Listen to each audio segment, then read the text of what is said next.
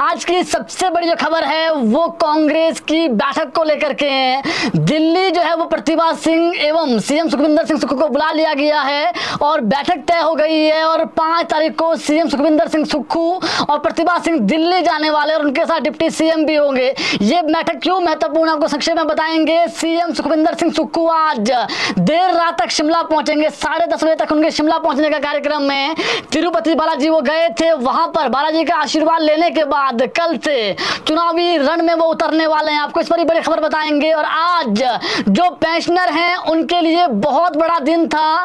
लगभग 1.5 लाख पेंशनरों को जो एरियर है वो आज मिल गया है। संक्षेप में बताएंगे। और आज इसलिए भी महत्वपूर्ण दिन है क्योंकि 1 अप्रैल से अब सबकी जो सैलरी है वो भी बढ़ गई है। सब खबरें बताएंगे। शुरुआत करते हैं बड़ी खबर के साथ। 5 अप्रैल को दिल्ली में कांग्रेस टिकटों को लेकर बैठक तय हो गई है। दिल्ली में कांग्रेस की बैठक 5 अप्रैल को होगी और इस दिन यहां स्क्रीनिंग कमेटी की बैठक चेयरमैन भक्ताचरण दास की अध्यक्षता में होगी और इसको लेकर के मुख्यमंत्री सुखविंदर सिंह सुक्खू, प्रतिभा सिंह और मुकेश अग्निहोत्री 4 अप्रैल को दिल्ली जाएंगे।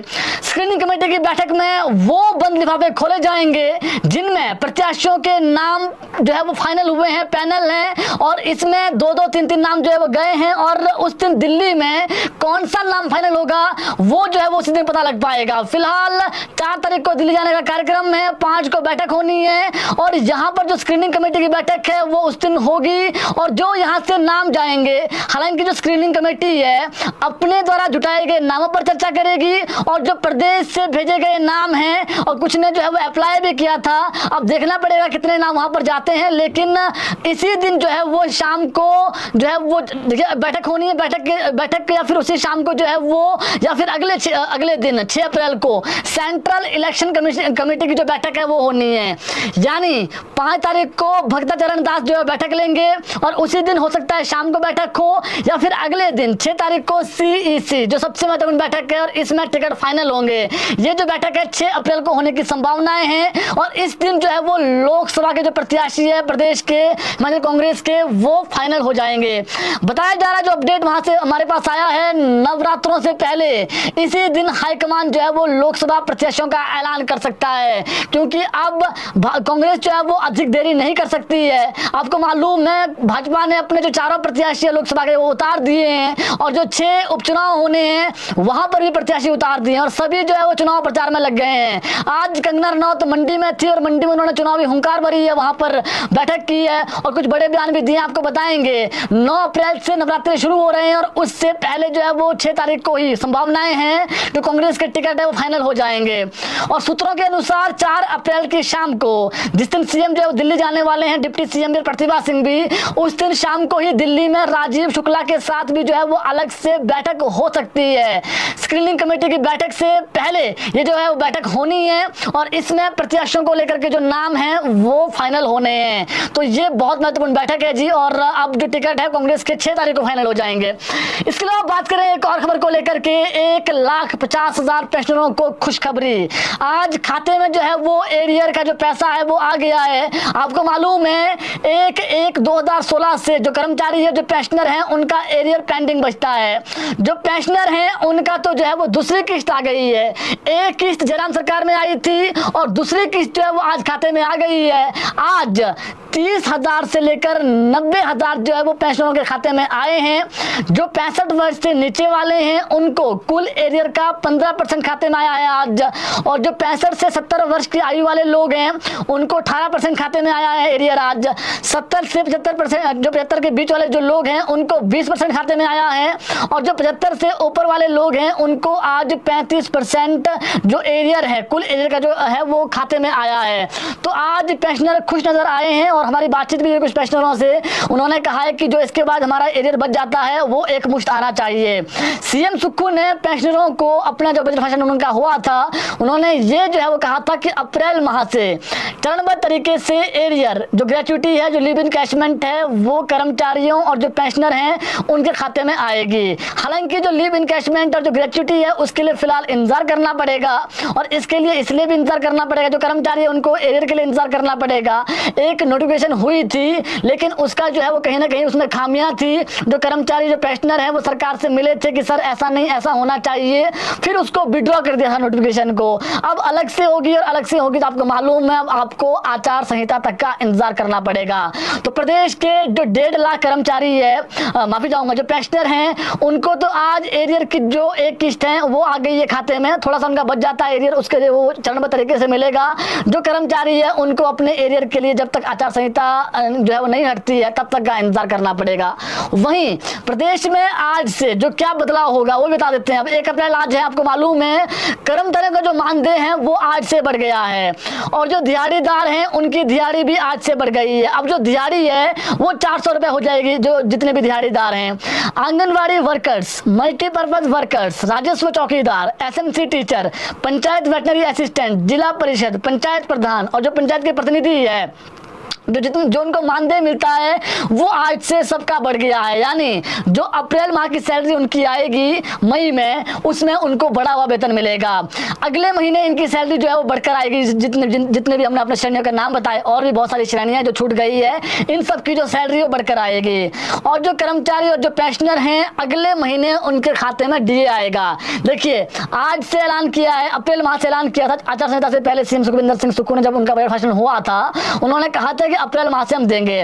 तो अप्रैल माह की जो सैलरी है मई में आनी है, तो मई माह में जो है वो कर्मचारियों को उनके खाते में जो डीए है वो मिल जाएगा और जो पेंशनर हैं उनको भी 4% की जो किस्त है वो खाते में आएगी। फिलहाल जो कर्मचारी है प्रदेश के, उनको एरियर के लिए इंतजार करना पड़ेगा। उसकी वजह हमने बता दी है। सरकार ने नोटिफिकेशन की थी, उसमें जो है वो विरोध के स्वर उठे और उसमें कुछ खामियां थी। जब खामियां जो है वो उजागर की गई, सरकार को भी लगा कि इसमें कुछ त्रुटियां हैं, खामियां हैं, तो उसके बाद जब तक ये जो है वो नोटिफिकेशन होनी थी तब तक आचार संहिता लग गई। अब ये जो है वो अब जब आचार संहिता खाते में आ जाएगा 1000 करोड़ लोन, और इसी लोन से जो है वो फिर बढ़ा हुआ वेतन और जो अन्य खर्चे हैं उसका वहन होगा। और प्रदेश में आज से क्या बदलाव हो गए हैं वो बता देते हैं आपको। आज से प्रदेश में नई आबकारी नीति भी लागू हो गई है। इससे आज से जो शराब है वो प्रदेश में महंगी हो गई है। वहीं जो नए खनिज एवं खनन जो नीति है उसके तहत प्रति टन जो रेत बजरी है उसको निकालने पर अब क्या होगा, प्रति टन पर 5 रुपए मिल्क सेस देना होगा।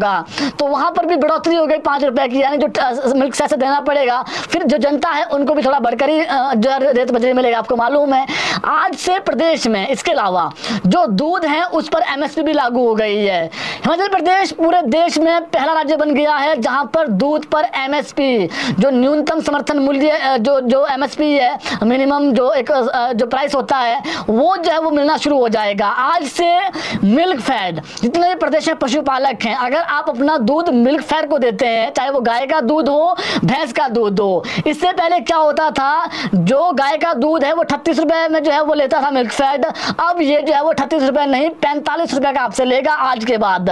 और जो भैंस का दूध है इसका जो पहले जो एमएसपी था वो अब बढ़ा करके जो है वो 47 से बढ़ा करके 55 रुपए कर दिया है। तो ये एक बड़ी राहत है उनके लिए जो पशुपालक हैं। तो इनके दामों पर भी आज से जो है बढ़ोतरी हो गई और पूरे देश में पहला राज्य हिमाचल प्रदेश है। इसके अलावा बात करें पुलिस जवान की, तो इनकी जो डाइट मनी है वो भी आज से 1000 रुपए हो गई है। पहले बहुत कम थी, इनकी डिमांड काफी लंबे समय से थी, इसमें ये बढ़ोतरी हो गई है। बहुत सारी जो घोषणाएं हैं जो बजट स्पीच में थी सीएम के, वो आज से लागू हो गई है। जो अगले महीने आपको सैलरी आएगी बढ़कर के, जितने मानदेय हैं वो अगले महीने से सैलरी बढ़कर के आएगी जी। इसके अलावा बात करें सीपीएस मामले को लेकर के, तो सीपीएस मामले पर जो बड़ी खबर है वो कल बड़ा दिन होने वाला है। 6 सीपीएस को लेकर के कल जो है वो हाई कोर्ट से बड़ा फैसला हो सकता है और इस पर सबकी निगाहें हैं। सतपाल सत्ती सहित जो 12 बीजेपी के विधायक हैं उन्होंने सीपीएस की नियुक्ति को चुनौती दी थी। जो सरकार ने सीपीएस लगाए हैं इसमें संजय अवस्थी है, सुंदर सिंह है, राम कुमार है, मोहनलाल ब्राक्टा है, आशीष बुटेल हैं और किशोरी लाल हैं, ये सब शामिल हैं। इनको लेकर के जो कह सकते हैं आप चैलेंज किया था इनके जो क्यों सरकार ने लगाया है। 12 विधायकों ने जो भाजपा के विधायक हैं उन्होंने मामला लगाया था कोर्ट में और उसके बाद न्यायाधीश विवेक सिंह ठाकुर और जो न्यायाधीश बीसी नेगी है इनकी खंडपीठ में पिछली सुनवाई हुई थी इस मामले में और इनका जो पिछली बार मामला लगा था, फिलहाल जितने भी सीपीएस हैं इनको सभी मंत्रियों वाली सुविधा लेने और जो मंत्री वाले कार्य इसको करने पर जो है वो रोक लगा दी गई थी। फिलहाल अभी तो आचार संहिता इस पर अभी तो रोक है ही है, लेकिन ये जो रोक है वो आचार संहिता से पहले लगा दी गई थी। अब कल इनको लेकर के बड़ा फैसला होना है, क्या ये जो है वो पद पर बने रहेंगे, नहीं पद पर बने रहेंगे, बहुत सारी चीज़ें हैं। तो कल सीपीएस मामले पर बड़ी खबर आपको जो है वो सुनने को मिलेगी। अब देखना पड़ेगा जो है वो इनको और समय मिलता है या फिर जो है वो हाईकोर्ट से कुछ और निर्णय आता है। कल हाईकोर्ट में ये केस लगा हुआ है जी। इसके अलावा बात करें सीएम सुखविंदर सिंह सुक्खू की, तो सीएम सुखविंदर सिंह सुक्खू आज रात को वापसी पहुंचने वाले हैं शिमला। कुछ देर पहले जो हमारी वार्तालाप हुई है, ये आज तिरुपति बालाजी से आशीर्वाद लेकर शाम तक शिमला पहुंचेंगे। लगभग 10:30 बजे के करीब जो है वो सीएम शिमला पहुंचेंगे। 6:30 बजे चंडीगढ़ पहुंचने का कार्यक्रम है इनका, और उसके बाद ये जो है वो शिमला आएंगे। कल से सीएम चुनावी मोड में होंगे। सूचना ये भी है कि कुछ जो नेता है वो इनसे मुलाकात कर सकते हैं, और बालाजी के आशीर्वाद के बाद कल से लोकसभा चुनाव को लेकर के जो कह सकते हैं यहाँ पे चुनावी हुंकार हैं वो सीएम सुखविंदर सिंह सुक्खू भरेंगे। फिलहाल भाजपा ने जो बिगुल है वो बजा दिया है, और भाजपा के जो नेता है जिनको टिकट दिया है उन्होंने जो है वो रैलियां करना शुरू कर दी है। जो कह सकते हैं छोटे छोटे जो कह सकते हैं विधानसभा हलकों में जो सभाएं हैं वो करना शुरू कर दी है। तो सीएम और जो कांग्रेस पार्टी है वो भी कल से 3 तारीख को, आपको मालूम है 3 तारीख को मुझे मंडी संसदीय क्षेत्र है वहां पर विक्रमादित्य सिंह जाने वाले हैं। और इसके अलावा शिमला संसदीय क्षेत्र की बात करें, हमीरपुर संसदीय क्षेत्र की बात करें, जिनको जिम्मा दिया गया है, सभी जो नेता है कांग्रेस के जो मंत्री हैं वर्तमान सरकार में, ये अपने अपने जो जहां पर इनको जिम्मा मिला है वहां पर जाना शुरू हो जाएंगे कल से जी। तो ये भी बड़ी खबर है। और सीएम वापसी आ गए हैं जी, और ये जो है वो 6:30 बजे चंडीगढ़ पहुंचेंगे, और उसके बाद रात को 10 बजे के आसपास शिमला पहुंचने का कार्यक्रम इनका है। फिलहाल इनका जो कार्यक्रम था वो चंडीगढ़ रुकने का था, लेकिन अब ये जो है वो कैंसिल हो गया है। सीएम सीधा शिमला आएंगे। इसके अलावा बात करें कंगना रनौत की, तो आज कंगना जो है वो मंडी आई, और आपको मालूम है इन्होंने अपने गृह क्षेत्र, जो इनका गृह क्षेत्र सरका घाट, वहां से शुरुआत की थी अपनी जो चुनावी कह सकते हैं प्रक्रिया है, जो रैलियां हैं, जनसभाएं हैं। और आज मंडी आई कंगना रनौत, और इन्होंने मंडी लोकसभा सीट से जितने भी भाजपा के जो उम्मीदवार है कंगना रनौत, जितने भी कार्यकर्ता है उनसे उन्होंने मुलाकात की। और इस दौरान वो जो भाजपा का कार्यालय है, पार्टी कार्यालय मंडी में, वहां पर पहुंची और इनका जोरदार स्वागत किया गया। इस मौके पर पूर्व सीएम जयराम ठाकुर भी मौजूद रहे। पार्लियामेंट क्षेत्र की मीटिंग में वर्कर को संबोधित करते हुए कंगना ने जो बड़ी बातें कही है आज, उन्होंने कहा, हम सब प्रधानमंत्री नरेंद्र मोदी की सेना हैं, हमें उनके हर सपने को पूरा करना है। उन्होंने कहा, देश में आज तक किसी भी सरकार ने भगवान श्री राम का मंदिर बनाने का प्रयास नहीं किया। देश में राम मंदिर की जो चेतना है वो नरेंद्र मोदी ने जगाई है, ये उन्होंने अपने संबोधन में कहा। इसका उदाहरण कोरोना काल में देखने को मिला, जब पूरे देश सहित दुनिया के जो कई देश हैं वो भारत की तरफ देख रहे थे, प्रधानमंत्री नरेंद्र मोदी की तरफ देख रहे थे, और भारत ने कई देशों को जो है वो वैक्सीन दिलाई। कंगना ने कहा है कि मंडी लोकसभा में टफ फाइट होगी। उन्होंने कार्यकर्ताओं से सहयोग करने की अपील की और कहा, कोई गलती हो जाए तो माफ करना, मंडी के लोग मेरे लिए कार्य कर रहे हैं। कंगना ने कहा है कि राष्ट्रीय अध्यक्ष जगत प्रकाश नड्डा ने काफी पहले उन्हें कहा था कि टिकट कहीं से भी मिल सकता है, लेकिन मैंने कहा था कि मंडी की सेवा करनी है। अब पार्टी ने टिकट दिया है तो हमें चुनाव जीतकर ये साबित करना है। और कंगना ने कहा कि हमें विरोधियों के सामने नाक नहीं कटवानी है, ये उन्होंने कहा है। इससे पहले कंगना ने मंडी के भीमा काली मंदिर में आज पूजा अर्चना की, आशीर्वाद लिया माता का। और कंगना रनौत ने कहा कि पीएम मोदी राम हैं, राम के अवतार हैं, और मैं सेतु बनाने वाली गिलहरी की तरह हूं। उन्होंने कहा, जिस तरह सेतु बनाने में गिलहरी ने काम किया था, उसी तरीके से, ठीक उसी तरीके से जो है वो मैं भी काम कर रही हूं और आगे भी काम करते रहूंगी। उन्होंने जो तुलना की है, उन्होंने प्राइम मिनिस्टर नरेंद्र मोदी की तुलना राम से की, और अपनी जो तुलना है वो गिलहरी से की है। और उन्होंने कहा है कि जिस तरीके से सेतु बनाने में गिलहरी का योगदान रहा, उसी तरीके से मेरा भी योगदान, मैं भी काम कर रही हूँ और आगे जाकर के जो है मंडी के लिए कार्य करती रहूंगी। उन्होंने जो है वो ये बड़ी बातें कही है आज। इसके अलावा बात करें एक और खबर को लेकर के, सरकारी स्कूलों में स्मार्ट वर्दी पर रिपोर्ट तलब कर दी गई है, ये बड़ी खबर है। जितने भी प्रदेश में सरकारी स्कूल हैं उनको ये छूट दी गई थी प्रिंसिपल्स को कि आप अपने अनुसार जो है वो स्कूलों में जो वर्दियां हैं उसको चूज कर सकते हैं। फिलहाल जो अपडेट हमारे पास है, 10% सरकारी स्कूलों में भी जो है वो ये अभी तक नहीं हो पाया है कि उन्होंने अपनी जो मॉडर्न वर्दी है उसके रूल्स को अपनाया हो। अब जो शिक्षा सचिव है उन्होंने जो निदेशालय है उससे जानकारी मांगी है कि कितने स्कूलों ने जो वर्दी का प्रारूप है वो बदला है, इसको बताएं आप। और स्कूलों को स्कर्ट, पैंट और जो टी शर्ट हैं उसको शुरू करने की छूट दी। आपको मालूम है पहले जो सरकारी स्कूल हैं वहां पर जो कह सकते हैं स्कर्ट्स है वो अलाउ नहीं थी। अब फिलहाल इस वर्ष जो है वो बड़ी छूट दी गई थी कि आप अपनी वर्दी खुद चुन सकते हैं, कलर चुन सकते हैं, प्रिंसिपल्स को दिया गया था। लेकिन अभी 10% स्कूल भी ऐसे नहीं जिन्होंने अपना जो नया जो ड्रेस का पैटर्न है वो चुना है। अब जो है वो रिपोर्ट तलब की गई है कि कितने स्कूलों ने चुना है, और वर्दी में कोई भी रंग जो है वो सिलेक्ट कर सकते हैं। प्रिंसिपल हमने पहले ही बता दिया है आपको, और स्कूल में जो प्रिंसिपल्स हैं उनको जो है वो जो प्रारूप हैं वो अभिभावकों से भी राय ले सकते हैं। जो बच्चों के पेरेंट्स हैं कि कौन सी वर्दी रखनी है स्कूल में, आप जो प्रिंसिपल्स हैं वो अभिभावकों से पूछ सकते हैं। खबर यही है कि अभी तक जितने भी स्कूल है 90% स्कूल ऐसे हैं जिन्होंने चूज ही नहीं किए हैं जो रूल्स हैं।